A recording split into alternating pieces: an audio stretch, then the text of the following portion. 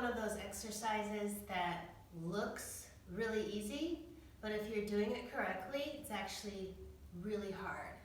And it's one of my favorite core exercises because it puts you in a very stable position on your back and teaches you how to use your core in the way that it was designed to function, which is to stabilize your pelvis and your spine while your limbs are moving.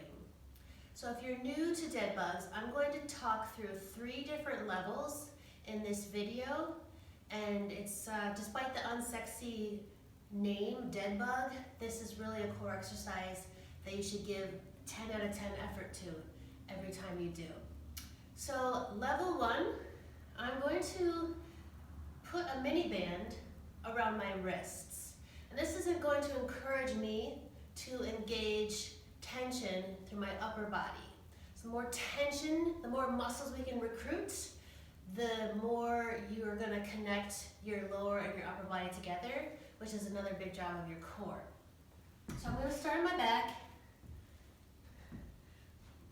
I'm going to exhale and push those ribs down so that I'm not flaring my rib cage or arching my back away from the floor. Exhale, set that rib positioning, put the band around the wrists, and then pull it apart so your hands are about shoulder distance apart. From here, I'm going to lift my knees up over my hips so my shins are parallel to the floor.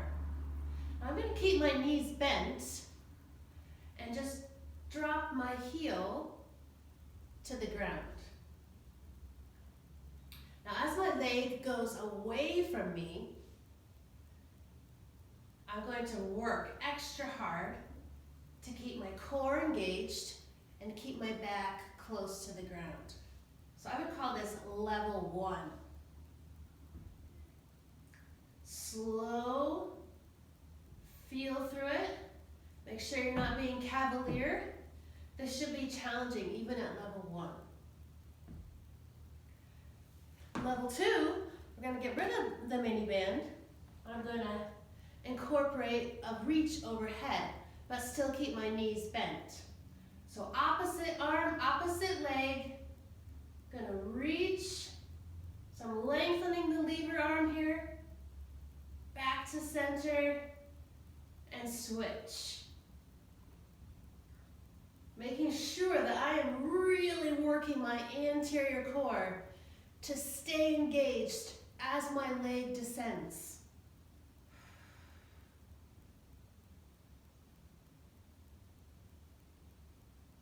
That was level 2. Level 3, we're going to lengthen the lever arm even more by straightening the leg. This gets significantly harder. So I'm going to set up again. This time, I'm going to push my heel out all the way